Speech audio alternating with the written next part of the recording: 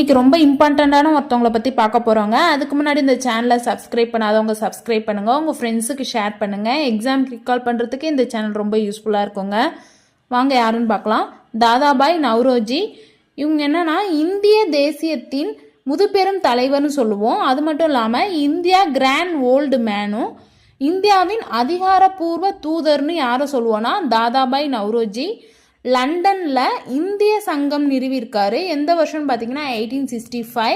கிழக்கிந்திய கழகம் பார்த்தீங்கன்னா 1866 தொடங்கியிருக்காங்க. பம்பாய் மாநகராட்சி கழகத்திற்கும் நகர சபைக்கும் தேர்ந்தெடுக்கப்பட்ட இவர் எந்த வருஷம்னு பார்த்தீங்கன்னா 1870. இந்திய தேசிய காங்கிரஸ் தலைவராக எத்தனை டைம் தலைவராக இருந்திருக்காருன்னு பார்த்தீங்கன்னா 3 முறை தலைவராக இருந்திருக்காரு. இப்போ என்ன பார்க்க போகிறோன்னா எந்த பிளேஸு எந்த வருஷம்னு பார்க்க போகிறோம். கல்கத்தாவில் 1886 தலைவராக இருந்திருக்காங்க. லாகூர் 1893, கல்கத்தா 1906. அப்போ கல்கத்தாவிலே 2 முறை தலைவராக இருந்திருக்காங்கங்க. இந்த சேனல் உங்களுக்கு பிடிச்சதுன்னா அப்படியே லைக் பண்ணிவிடுங்க. தேங்க்யூ.